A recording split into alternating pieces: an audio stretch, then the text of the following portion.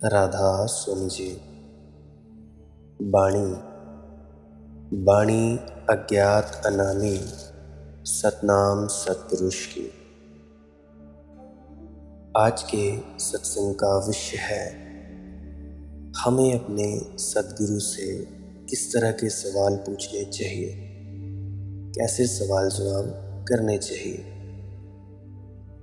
गुरु प्यारी सत्कारयोग सत्संग जी, एक व्यक्ति ने कल ही मुझे व्हाट्सएप पर मैसेज किया।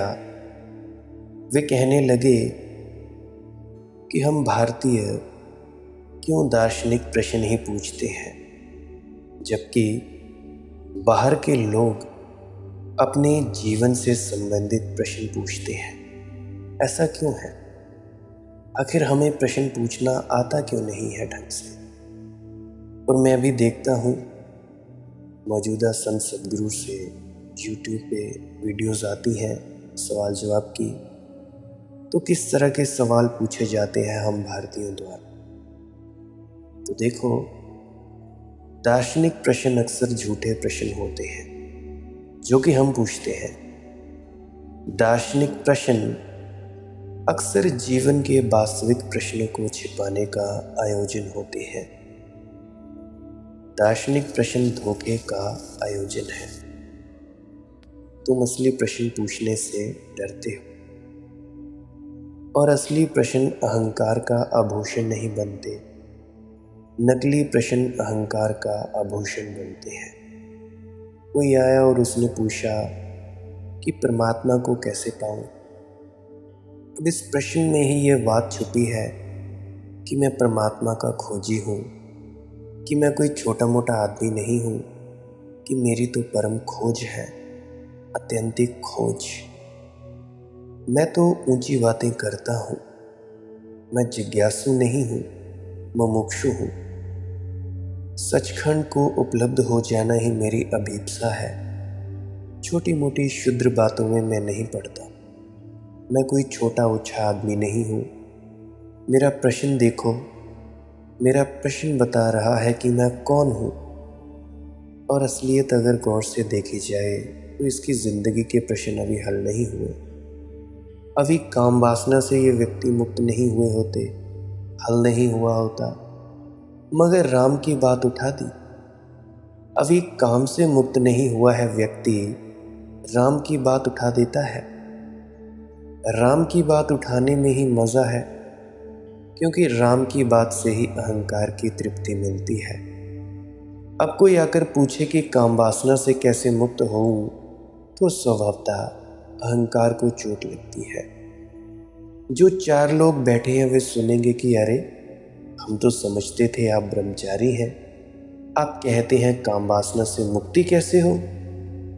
एक जैन मुनि मुझसे मिलना चाहते थे, तो मैंने कहा ठीक है, लेकिन उन्होंने कहा एकांत में मिलना है, यही दृष्टिकोना में हिमाचल प्रदेश में। मैंने कहा एकांत की क्या चिंता, अच्छा ही होगा, आपके भक्त भी सुन लेंगे कि क्या बातचीत होती है। मगर वे न माने। जब मैं उन्हें मिलने गया तो उन्होंने कहा कि अब बाकी लोग जाएं। कोई 30-40 आदमी इकट्ठे हो गए थे। फिर द्वार उनके एक भक्त ने अटका दिया। मैंने पूछा कि इनको हटाने की ज़रूरत क्या। उन्होंने कहा आप समझे नहीं, मैं ऐसे प्रश्न पूछना चाहता हूँ जो इनके सामने नहीं पूछ सकूँगा। इनके सामने तो आत्मा, परमात्मा और मोक्ष इत्यादि की ही बातें कर सकता हूँ। सच तो यह है कि प्रश्न भी नहीं पूछ सकता इनके सामने, उत्तर दे सकता हूँ, क्योंकि इनको मैं सिर्फ समझाता हूँ, उपदेश देता हूँ। ये तो बहुत मुश्किल में पड़ जाएंगे अगर मैं पूछूं कि काम वासना से कैसे मुक्त हुआ जाए, क्योंकि ये तो मानते हैं कि मैं मुक्त हो गया हूँ। आप मेरी तकलीफ समझो। वे आदमी ईमानदार थे, हिम्मत नहीं थी इतनी कि सबके सामने पूछते, मगर फिर भी ईमानदार थे। उन्होंने कहा कि मेरी तकलीफ, मुझे आत्मा परमात्मा से कुछ लेना देना नहीं। 40 साल मेरे खराब गए हैं। ये काम वासना मुझे खाई जा रही है, मुझे इससे छुटकारा दिलाएं। मैंने उनसे पूछा कि आप अपने संप्रदाय के आचार्य को ही क्यों नहीं पूछते हैं? वे आचार्य तुलसी के मुनि थे। तो मैंने कहा, आपके तो बड़े आचार्य हैं आचार्य तुलसी, उन्हीं से क्यों नहीं पूछते? उन्होंने कहा, काम वासना के संबंध में आपके सिवाय मैं किसी से पूछ नहीं सकता, क्योंकि कोई भी ये समझ नहीं पाएगा और कोई भी ये मानने को राजी नहीं होगा कि मैं भी काम वासना से ग्रस्त हूँ। और फिर जो मेरी दशा है वही मेरे संप्रदाय के अन्य साधुओं की दशा है। उत्तर उनके पास भी नहीं है, वे भी इसी मुसीबत में हैं। एक चुप्पी साधी हुई है, बात ही मत करो इसकी। जो हमारे फॉरेन के साधु सन्यासी हैं, जो हमारे देश के बाहर के लोग हैं, वे थोथे नहीं हैं। उनके जीवन के वास्तविक प्रश्न हैं। वह ईश्वर इत्यादि की बात नहीं पूछते कि ईश्वर को कैसे खोजें। वह नहीं पूछते कि सचखंड को कैसे उपलब्ध हो जाए, मोक्ष इत्यादि कैसे मिले। वह नहीं पूछते कि कितने नरक हैं और कितने स्वर्ग हैं। इन सब बातों में उनका रस नहीं है। वह जीवन के वास्तविक प्रश्न पूछते हैं। वे कहते हैं, मैं क्रोध से आग बबूला होता हूँ, क्रोध से मेरा छुटकारा कैसे हो? और मज़ा यह है कि क्रोध से छुटकारा हो जाए तो स्वर्ग उपलब्ध होता है, और काम वासना से छुटकारा हो जाए तो राम उपलब्ध हो जाता है। राम को पूछना नहीं होता। मगर भारतीय मन की तो बड़ी बेचैनी हो गई। हजारों साल का अहंकार है भारत के चित्त पर कि हम दार्शनिक, धार्मिक देश, ये पुण्य भूमि, जैसे कि और भूमियाँ अपुण्य भूमियाँ हैं, जैसे कई भूमियाँ हैं, भूमि तो एक ही है, इकट्ठी है। कहाँ भारत खत्म होता है? पहले पाकिस्तान भी पुण्य भूमि थी, अब नहीं है। नक्शे पर लकीर खिंच जाती है, पुण्य भूमि खत्म हो गई। पहले बांग्लादेश भी पुण्य भूमि थी और अब नहीं है। ये बड़ा मज़ा है।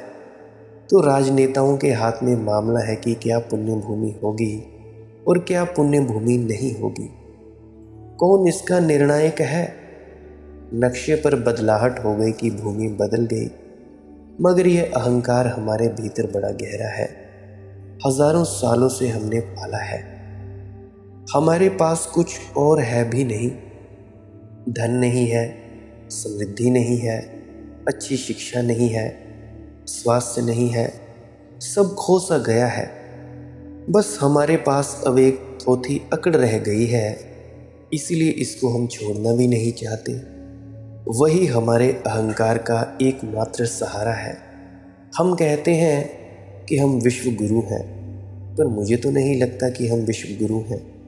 बस कागज़ों में है, बस मीडिया में है कि हम विश्व गुरु हैं।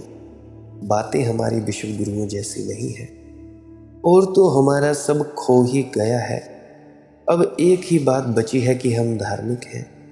वह भी सिर्फ बात ही बात है, धार्मिक हम हैं नहीं। वे भी नेताओं के द्वारा हमें लड़वा दिया जाता है कि हिंदू खतरे में है, हिंदू धर्म खतरे में है तो भाई खड़े हो जाओ, मुसलमान धर्म खतरे में है तो खड़े हो जाओ, इस्लाम खतरे में है तो लड़ने झगड़ने को ही बचा है। पर धार्मिक हम हैं नहीं। लेकिन इसको छोड़ें कैसे? जिसके पास सब कुछ खो गया हो, एक छोटा सा आसरा बचा हो, वैसे को उछालता है। तो हम पूछते हैं, हम भारतीय दार्शनिक प्रश्न ही क्यों पूछते हैं? तुम उछालते रहते हो बताने के लिए कि हम धार्मिक हैं। हम शुद्र बातें नहीं पूछते। मेरे पास भारतीय आकर ये भी कह देते हैं कि भाई आप जी बाहर के लोगों की पश्चिमी सभ्यता की बातें क्यों करते हैं? उनसे व्यर्थ की बातें कहने में तो कोई प्रयोजन नहीं है। परंतु जब एक बाहर का व्यक्ति ऑस्ट्रेलिया, कनाडा में बैठा, नेपाल में बैठा या और कहीं भी किसी भी कंट्री में, डेनमार्क, इटली में, बहुत सी कंट्रीज़ हैं, बहुत से देश हैं, जब कोई पूछता है कि मेरे मन में बहुत अहंकार है, क्या करूं? ये व्यर्थ की बात मालूम होती है तुम सबको। क्योंकि हम तो माने ही बैठे हैं कि अहंकार अहंकार तो हम में है ही नहीं। ये प्रश्न हम कैसे पूछें? हम तो ऊंची बात पूछते हैं, हम तो हवाई बात पूछते हैं, हम तो आकाशी बात पूछते हैं। लोग मेरे पास आकर पूछते हैं, जो सच्चे जिज्ञासु होते हैं वे पूछते हैं कि विचारों की श्रृंखला नहीं टूटती। ये विचार खाए जाते हैं, बार बार आते हैं, परंतु कुछ तथाकथित खुद को सत्संगी मानने वाले व्यक्ति मुझसे क्या पूछते हैं? सविकल्प समाधि क्या है? निर्विकल्प समाधि क्या है? निर्वीज समाधि क्या है? सवीज समाधि क्या है? सचखंड क्या है? काल कौन है? क्या काल ने सच में ही ऐसे एक टांग पर खड़े होकर भक्ति की थी? आत्मा क्यों आई इस जगत में? ये पृथ्वी क्यों बनी? अब मज़ा ये है कि मैं तुम्हें व्याख्या भी कर दूं कि निर्वीज समाधि क्या है। वह तो निर्वीज शब्द में ही साफ है, और निर्विकल्प समाधि क्या, वह भी निर्विकल्प शब्द में साफ है। सचखंड का मतलब भी साफ है, काल का मतलब भी साफ है। वे शब्द पर्याप्त हैं और परिभाषा की कोई ज़रूरत नहीं है। और कितने तो शास्त्र हैं तुम्हारे पास। सवाल ये नहीं है कि निर्विकल्प समाधि क्या है, सवाल ये है कि तुम विकल्पों से घिरे हो, इन विकल्पों के पार कैसे जाया जाए। असली सवाल निर्विकल्प समाधि की व्याख्या नहीं है, परिभाषा नहीं है। असली सवाल विकल्पों से घिरे चित्त को विकल्पों के पार ले जाने की सीढ़ी क्या है, साधना क्या है, यह है। मगर ये स्वीकार करना कि मेरे चित्त में रोग है, काम है, क्रोध है, लोभ है, मोह है, भारतीय लोगों के मन को अंगीकार नहीं होता है। जो खुद को बड़े धार्मिक कहते हैं, बहुत बड़े सत्संगी कहते हैं, ये तो शत्रु हैं, ये मैं कैसे मानूं कि मेरे भीतर है। ऐसा ही ये तथाकथित धार्मिक और सत्संगी व्यक्ति सोचता है। तो कभी कभी तो ऐसा हो जाता है कि दूसरे के संबंध में लोग पूछते हैं। एक आदमी आया, उसने कहा कि मेरे मित्र एक बड़ी अड़चन में पड़े हैं, आप कुछ सहायता करें। मेरे मित्र नपुंसक हो गए हैं, वे बड़े परेशान हैं। मैंने इन सज्जन को कहा कि ज़रा मेरी तरफ देखो। उन्होंने देखा। मैं थोड़ी देर उनकी तरफ देखता रहा तो वे थोड़ा घबराए, थोड़ा परेशान हुए, थोड़े बेचैन हुए, इधर उधर देखने लगे। मैंने कहा कि देखो, तुम अपने मित्र को क्यों नहीं भेज दिए? तुम्हारा मित्र आ जाता और कहता कि एक मेरे मित्र हैं जो नपुंसक हो गए हैं। मैंने कहा, तुम ये भी कहने की हिम्मत नहीं कर सकते हो, इतने नपुंसक हो गए हो क्या, कि ये तुम्हारी बीमारी है, ये तुम्हारे चेहरे पर लिखी है। तो वे घबरा गए, बहुत नाराज़ ही हो गए कि आप कैसी बातें कर रहे हैं, ये मेरा सवाल नहीं है। तो मैंने कहा, तुम अपने मित्र को लेकर आना, और इतना पक्का है कि मैं यह हल कर दूंगा। ये सवाल हल हो जाएगा, क्योंकि 100 में से 99% जो लोग नपुंसक होते हैं सिर्फ मनोवैज्ञानिक रूप से होते हैं, शारीरिक रूप से नहीं होते, सिर्फ मानसिक रूप से हो जाते हैं। और अक्सर ऐसा हो जाता है, जो पुरुष अपनी पत्नी के साथ नपुंसक होता है वही वेश्या के साथ नपुंसक नहीं होता।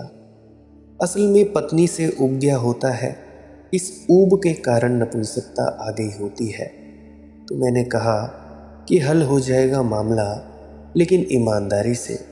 या तो अपने मित्र को ले आओ। वह कौन मित्र है? मैं उसको देखना चाहता हूँ। बिना उसे देखे कुछ हो नहीं सकता। या सच सच कह दो कि वो तुम ही हो। इधर उधर देखा, कहा उसने, अब आपसे क्या छिपाना, तकलीफ तो मेरी ही है। इतना भी साहस हम खो दिए हैं, अपनी तकलीफ भी नहीं बता सकते। सैद्धांतिक प्रश्न पूछते हैं, सोचते हैं सैद्धांतिक प्रश्न पूछने से बात हल हो जाएगी। निर्विकल्प समाधि क्या है, यह समझने में शायद तुम्हें पकड़ में आ जाएगा सूत्र कि अपने विकल्पों से कैसे मुक्त हुआ जाए। नहीं, ऐसे पकड़ में नहीं आएगा, क्योंकि जब तुम निर्विकल्प समाधि की व्याख्या पूछते हो तो मैं निर्विकल्प समाधि की व्याख्या करूँगा। उस व्याख्या से कुछ नहीं होने वाला। वह व्याख्या तो पतंजलि ने कर रखी है, उसमें अब कुछ जोड़ा नहीं जा सकता। परम व्याख्या हो चुकी है। कुछ व्यक्ति सचखंड के बारे में पूछते हैं, क्या है, कैसा है, काल कौन है। इन सब की व्याख्या तो तुम्हारी पुस्तकों में लिखी है। बहुत बार तो हमारे संत सद्गुरु ही बता चुके हैं। इससे क्या फ़ायदा? अब उसमें कुछ सुधार करने की ज़रूरत नहीं है। आखिरी बात कही जा चुकी है संतों के द्वारा। अब तो सवाल ये है कि उस तक पहुंचा कैसे जाए, ये व्याख्या मेरा अनुभव कैसे बने, ये सवाल है। लेकिन तब तुम्हें जीवन के प्रश्न पूछने होंगे। यथार्थ जो तुम्हारी वास्तविक अड़चन है वही पूछनी होगी। वास्तविक अड़चन तुम नहीं पूछते हो, क्योंकि वास्तविक अड़चन पूछने से लगता है कि मैं भी कैसा गया बीता आदमी हूँ। मगर छिपाने से क्या होगा, तुम जो हो। और मेरी दृष्टि में जो आदमी वास्तविक सवाल पूछता है, सवाल उठाता है, वह गया बीता आदमी नहीं है। वही आदमी है जो झूठे सवाल उठाता है, व्यर्थ के शाब्दिक जाल उठाता है, जो कभी सीधी सीधी सार्थक बात नहीं उठाता, यहाँ वहाँ गोल गोल घूमता है, पास पास इर्द गिर्द चक्कर मारता है, लेकिन केंद्र पर नहीं आता। वह आदमी व्यर्थ ही समय गंवा रहा है। मगर यही हालत है। काम वासना तुम्हारी तकलीफ है और तुम मुझसे आकर पूछते हो कि ब्रह्मचर्य का क्या अर्थ। गोल गोल घूम रहे हो। काम वासना तुम्हारी तकलीफ है तो काम वासना क्या है और कैसे इसके पार हुआ जाए, यही पूछो। ब्रह्मचर्य की बात मत उठाओ मेरे सामने। मगर ब्रह्मचर्य शब्द बहुमूल्य है, कीमती है। उसकी बात ही उठाते से चारों तरफ प्रभाव छा जाता है कि यह देखो आदमी, ब्रह्मचर्य में इसका रस है। तुम छिपा रहे हो अपने घाव फूलों में, और फूलों में छिपाए घाव नासूर बन जाते हैं। याद रखना, दार्शनिक लफ्फाबाजी है, लफ्फाजी है। लफ्फाजी मत करो, जीवन के तथ्यों को पकड़ो। और मैं तुमसे ये नहीं कह रहा हूँ कि दर्शन ने जो कहा है वह व्यर्थ है। जीवन के तथ्य पकड़ोगे तो एक दिन उस अनुभव तक भी पहुँच जाओगे, ज़रूर पहुँच जाओगे। मगर सीढ़ी चढ़नी पड़ेगी। अभी से आकाश की बात मत उठाओ। अभी तुम ज़मीन पर हो तो ज़मीन की बात करो, ज़मीन का राज समझो। जो आदमी ज़मीन का राज समझ लेगा, ज़मीन का गुरुत्वाकर्षण समझ लेगा, वही आदमी गुरुत्वाकर्षण के पार हो सकता है। उसी समझ में से पार होने का रास्ता निकलता है। वह आदमी एक दिन आकाश में उठ जाएगा। जिन लोगों ने पहली दफ़ा हवाई जहाज़ बनाया वे कुछ आकाश की बातें नहीं किए थे। जिन्होंने पहली दफ़ा हवा में हवाई जहाज़ उठाया उन्होंने समझा ज़मीन का राज, कि ज़मीन पर गुरुत्वाकर्षण कैसा है, कैसे चीज़ों को अपनी तरफ खींचता है, क्या उपाय हो सकता है इसके खिंचाव के पार जाने का।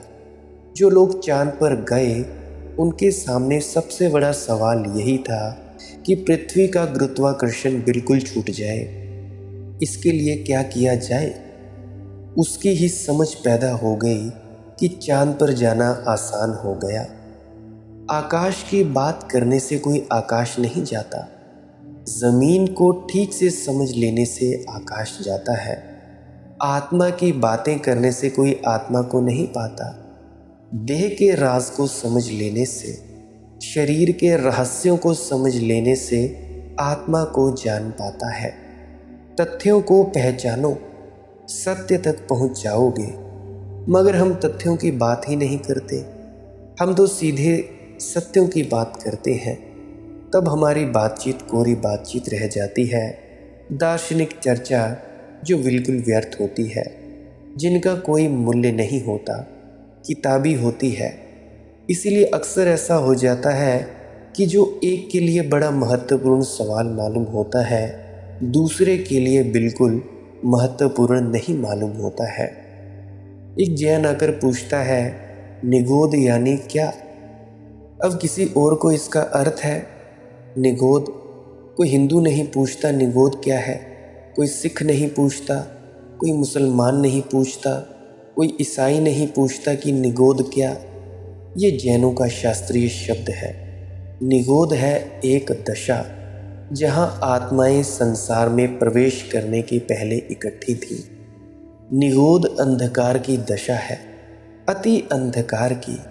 जैसे बच्चा जन्मने के पहले माँ के गर्भ में होता है, 9 महीने अंधकार में होता है, ऐसे ही सारी आत्माएं अनंत काल तक अंधकार में रही हैं। वह निगोद सारी आत्माओं का गर्व है।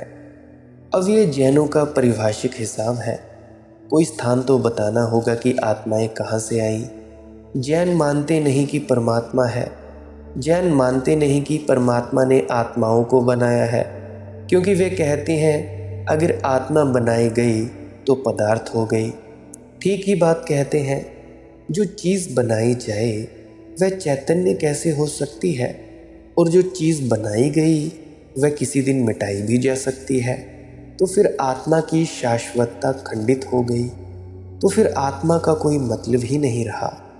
फिर बेकार की परेशानी हो गई सब। इसलिए आत्मा बनाई तो नहीं गई, फिर आई कहाँ से? तो अब उसको कोई उपाय खोजना पड़ेगा।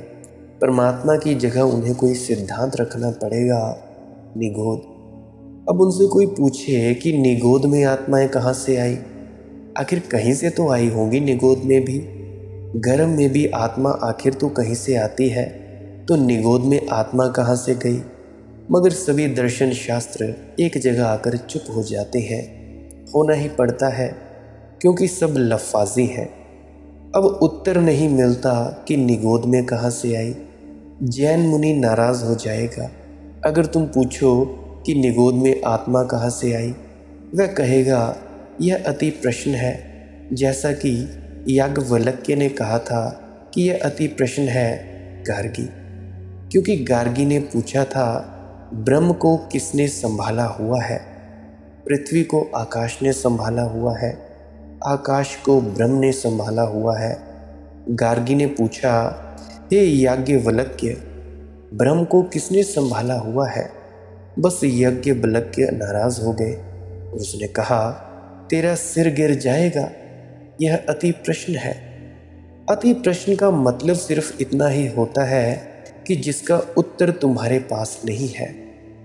और सिर गिराने की धमकी देना, यह तो कोई अच्छा लक्षण नहीं हुआ। यह कोई चर्चा ना हुई, यह तो सत्संग ना हुआ। लठ उठ गए कि बस अब आगे पूछोगे तो सिर खोल देंगे तुम्हारा। हर दर्शन शास्त्र एक जगह आकर रुक जाता है, क्योंकि दर्शन शास्त्र के सब उत्तर कृत्रिम उत्तर है। कृत्रिम उत्तर आत्यंतिक तृप्ति नहीं दे सकते। तो थोड़ी दूर तक खींचो, इसको उसने संभाला, उसको उसने संभाला, लेकिन आखिर में थक ही जाओगे।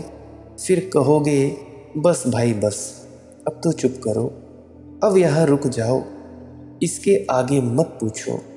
क्योंकि ये तो पूछते ही रहोगे तो फिर बात का अंत ही नहीं हो पाएगा। बात का अंत तो करना ही होगा, नहीं तो शास्त्र शुरू तो हो जाएंगे, इति कैसे होंगे, उनका अंत कैसे होगा, समाप्ति कैसे होगी? तो जैन कहता है निगोद। मगर निगोद में आत्माएं कहाँ से आई यह मत पूछो। ये पूछो तो झगड़ा हो जाए। जब मैं अपने कॉलेज में पढ़ता था तो जब भी कोई मुनि महाराज आए तो मेरा काम यही था कि उनसे ऐसे प्रश्न पूछ लेना जिनके उत्तर उनके पास ना हो।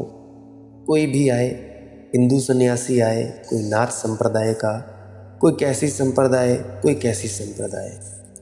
एक दफ़ा तो ऐसा मज़ा हुआ कि एक हिंदू सन्यासी गांव में आए, बड़े प्रसिद्ध सन्यासी, जिन्होंने उनका आयोजन किया था। वे मेरे पास आए प्रार्थना करने कि आप कृपा करके मत आना। मैंने कहा क्यों? उन्होंने कहा कि बड़ा उपद्रव हो जाता है, सत्संग ही खराब हो जाता है। आप ऐसा प्रश्न उठाते हो कि जिसका उत्तर है नहीं, और वह हमारे साधु सन्यासी नाराज़ हो जाते हैं।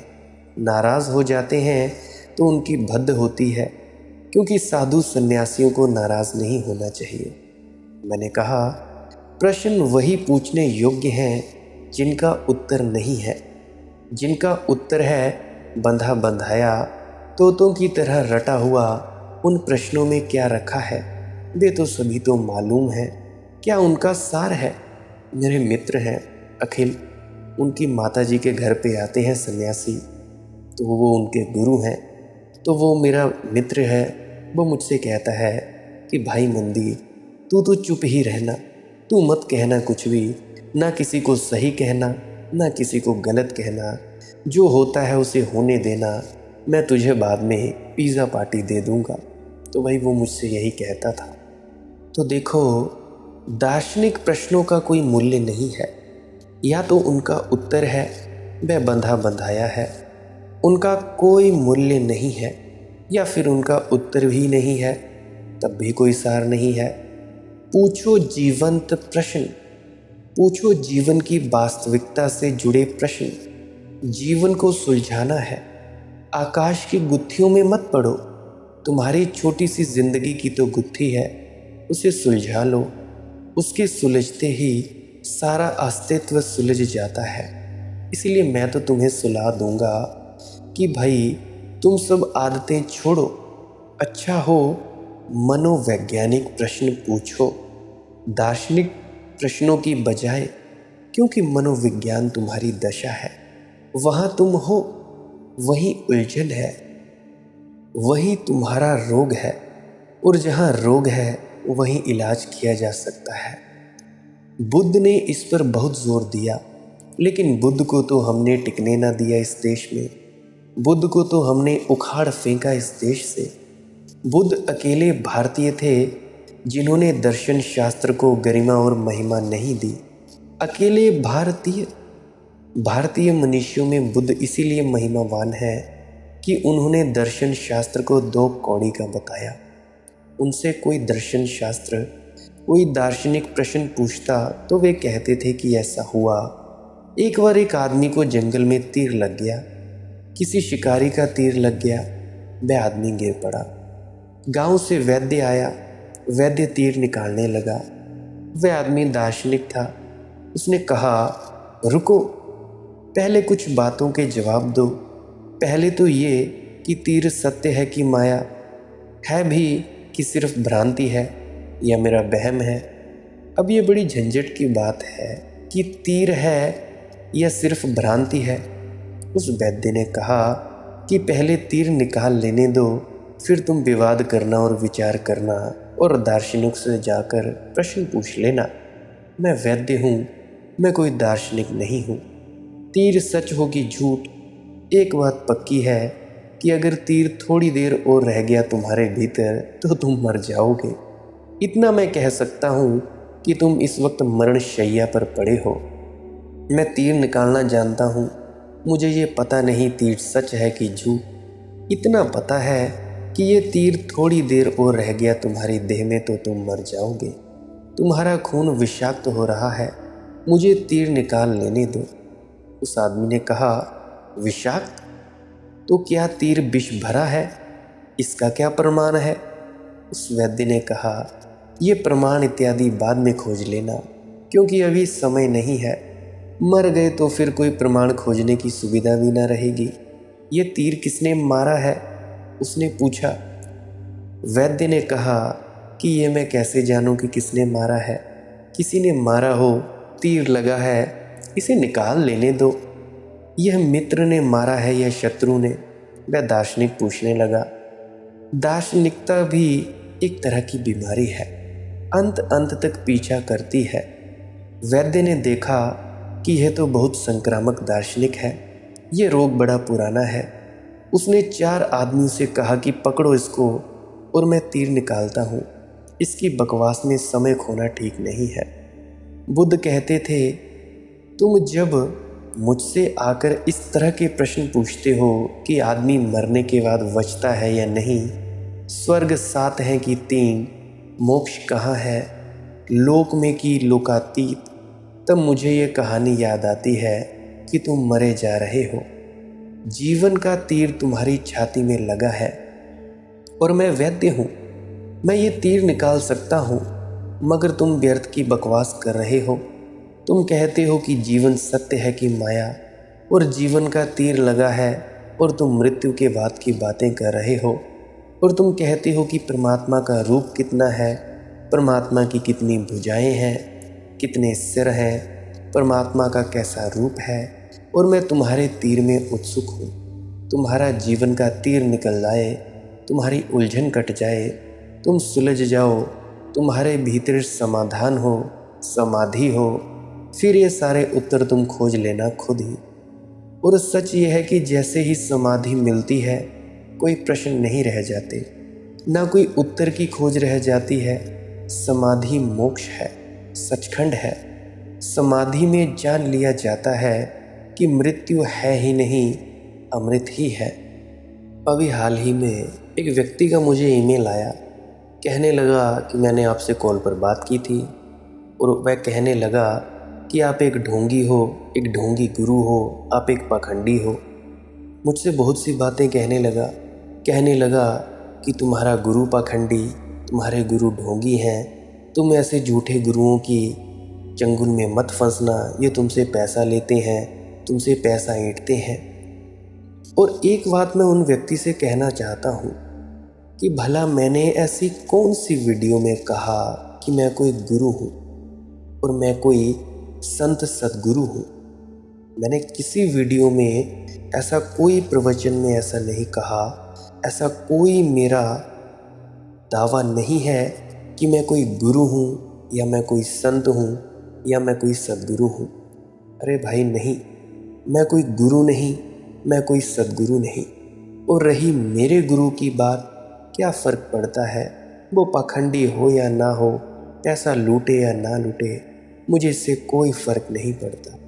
मुझे तो इस चीज़ से फ़र्क पड़ता है कि जो दवाई मेरे गुरु ने मुझे दी है, उसने बस इतना कहा, बेटा घर जाओ, घर बार संभालो, गृहस्थी में रहो, काम धंधा करो, और 2-2.5 घंटे बस परमात्मा की याद में बैठ जाना, और तुम्हें आनंद मिलता जाएगा। और एक ना एक दिन तुम अपने ही भीतर उतर कर उस सचखंड की अवस्था तक पहुंच जाओगे। और हाँ, मैं आनंदित हूँ, 24 घंटे आनंदित रहता हूँ। जब मैं नींद से उठता हूँ, जैसे ही मेरी आँख खुलती है, वैसे ही उस प्रभु की खुमारी छा जाती है। मेरे गुरु द्वारा बताया इतना ही मार्ग है। ना तो मेरे गुरु ने मेरे से 1 रुपया लिया, ना पैसा लिया। मुझे फ्री में लंगर खिलाता है, जब भी जाता हूँ फ्री में लंगर खा के आ जाता हूँ। दान पेटिकाएँ हैं, मैं उसमें पैसा डालूँ या ना डालूँ, प्रसाद मुझे मिल जाता है। मेरे गुरु को कोई फ़र्क नहीं पड़ता कि मैं उसमें 1 रुपया डालूँ या लाख रुपया डालूँ या 10 करोड़ डालूँ, या मैं ऐसे ही बिना डाले आ जाऊँ, उसको कोई फ़र्क नहीं पड़ता। और ना वो मुझसे पैसा मांगता है। मेरा गुरु तो मुझे खुद यही कहता है कि भाई, सच्चा गुरु वही है जो अपने शिष्यों से सुई तक नहीं मांगता। और शिष्य का क्या कर्म है, शिष्य का क्या कर्तव्य है कि जो कुछ भी है उसके पास, धन दौलत, पैसा दौलत, शोहरत, बीवी बच्चे, वो अपने गुरु का समझकर इस्तेमाल करे। गुरु अपने कामों के लिए साध संगत से कभी मांगता नहीं है।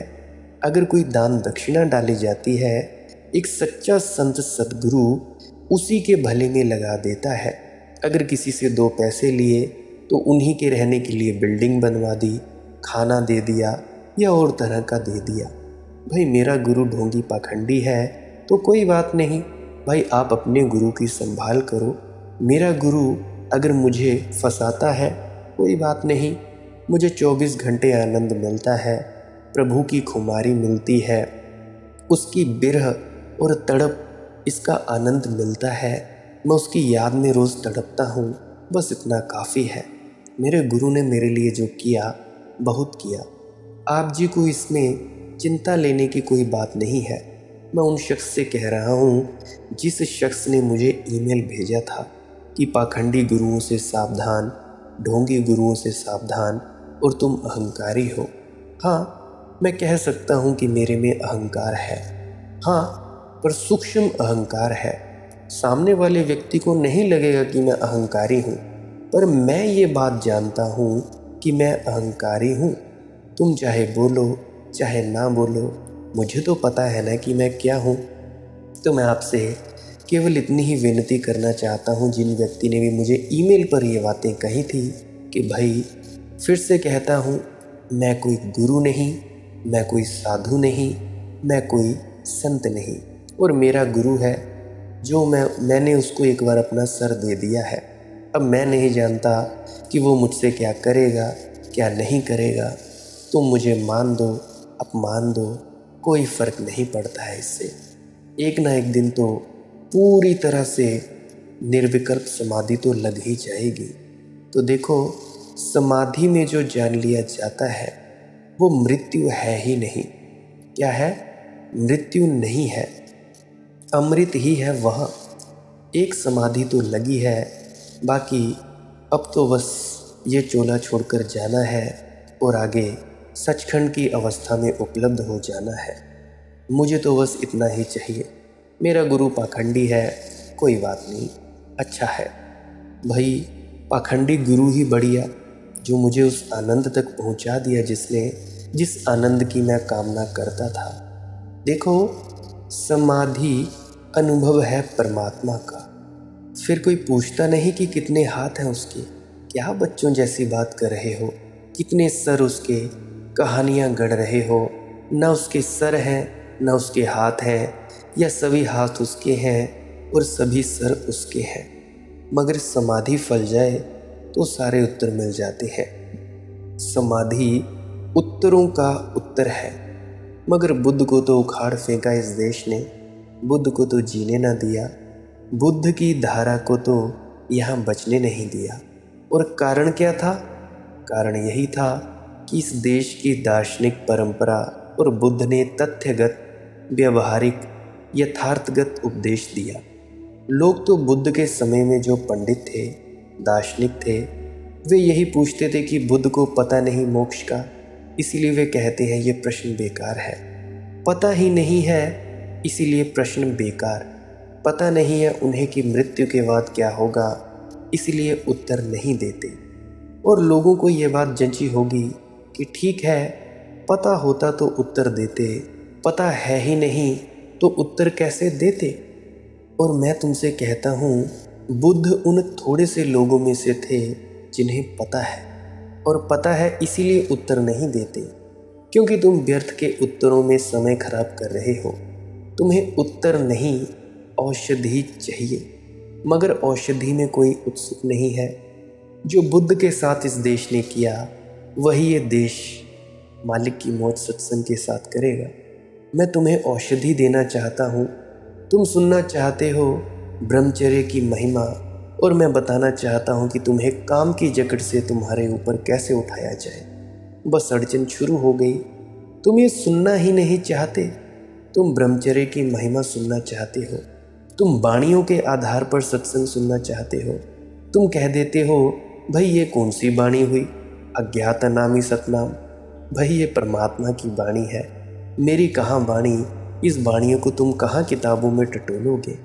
तुम ब्रह्मचर्य की महिमा सुनना चाहते हो, सचखंड की महिमा सुनना चाहते हो, जैसे कि तुमने महिमा काफ़ी नहीं सुन ली है, हजारों साल से सुन रहे हो। हुआ क्या है? कामग्रस्त हो, मगर कामग्रस्तता का विज्ञान नहीं समझना चाहते, क्योंकि इसे समझने में ही ये बात स्वीकार करनी पड़ती है कि मैं और कामरस कभी नहीं। मैं भारतीय हूँ, मैं सत्संगी हूँ, पुण्य भूमि में पैदा हुआ हूँ, मैं धार्मिक हूँ। इस देश की ये आदत बड़ी पुरानी है। ये देश व्यर्थ की बातें सुनने में बड़ा उत्सुक होता है। सार्थक कोई भी बात सुनने में इस देश को बड़ी पीड़ा होती है, क्योंकि इसके अहंकार को चोट लगती है।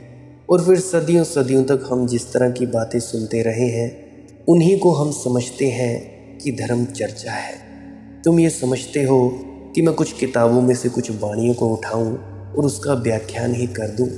अरे भाई, मौलिक तथ्यों को कौन देखेगा?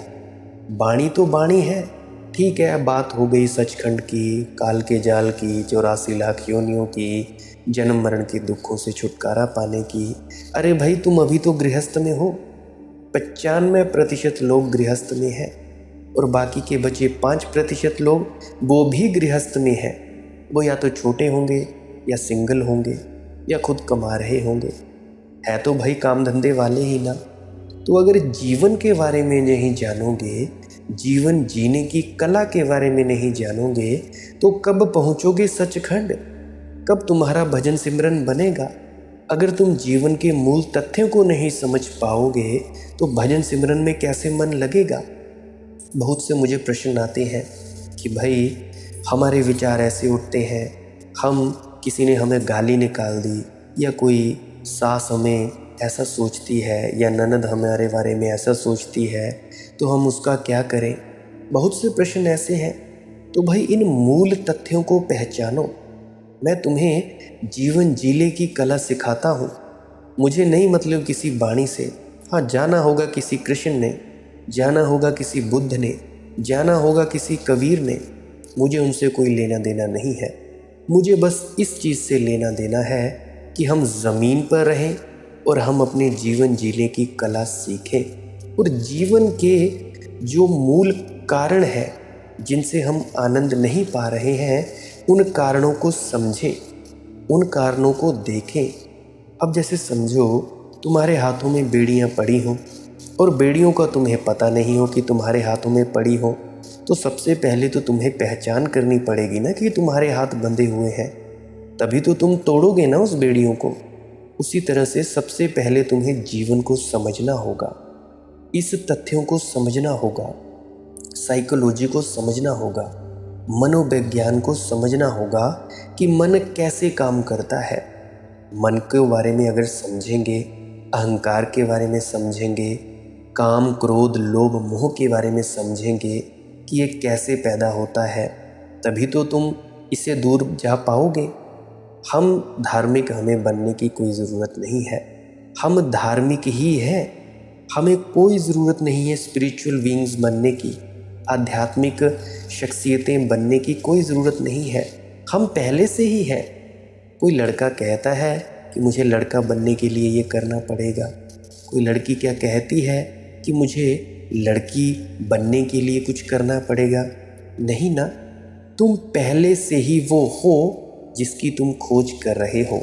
भजन सिमरन का केवल इतना ही मकसद है।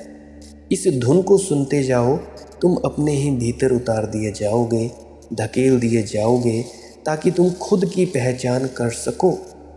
खुद को देखो, देखो तुम्हारे बंधन कहाँ है। देखो ये सब बंधन अदृश्य है, कोई बंधन सच्चा बंधन नहीं है, ये सब नकली बंधन है, ये सभी मनोवैज्ञानिक बंधन है जिनसे तुम्हें बांधा गया है। आंख भर खोलकर देखो, कोई बंधन नहीं है, तुम सच में आज़ाद हो। तुम सोचते हो कि भाई अगर मैं कहीं चला जाऊंगा या 2 दिन के लिए, तो तुम्हारी भैंस को खाना कौन देगा, या तुम्हारे घर में बच्चे कैसे रहेंगे, बीवी कैसे रहेगी। अब मैं एक सवाल पूछता हूँ, अभी तुम मर जाओगे तो कौन देखेगा भाई? कौन तुम्हारी भैंस को चारा डालेगा? कौन तुम्हारी बकरी देखेगा? कौन तुम्हारे बीवी बच्चे देखेंगे? तब भी तो तुम भाई मरणशैया पर तुम्हें जला दिया जाएगा ना। तुम सोचो तो सही, तुम्हारे जो बंधन है वो सिर्फ मनोवैज्ञानिक बंधन है, सिर्फ विचारों के बंधन है। असल में तुम्हें कोई नहीं बांध सकता है, ना तुम बंधे हो। ना तुम्हें तुम्हारी बीवी ने बांधा है, ना तुम्हारे बच्चों ने, ना घर ने, ना मकान ने, ना तुम्हारी जॉब ने। तुम सिर्फ ये सोचते हो कि मैं बंधा हुआ हूँ। तुम आज़ाद हो। देखो, बंधन मुक्त होकर भी ज़िंदगी को जिया जा सकता है।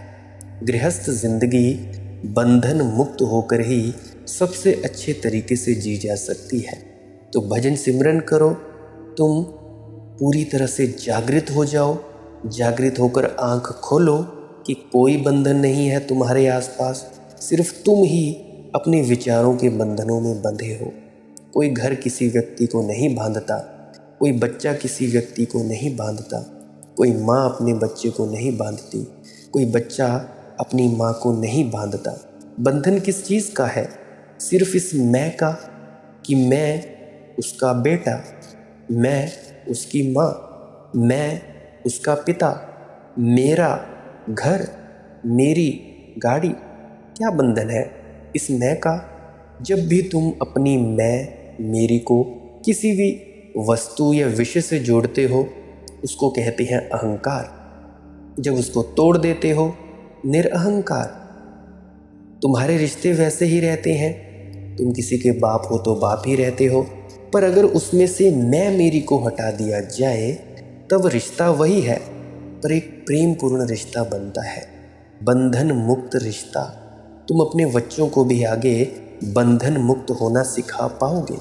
तो भजन सिमरन करो, भजन ज़्यादा करो, सिमरन चाहे करो ना करो, भजन ज़्यादा करो और धुन सुनते सुनते अपने ही भीतर उतर जाओ।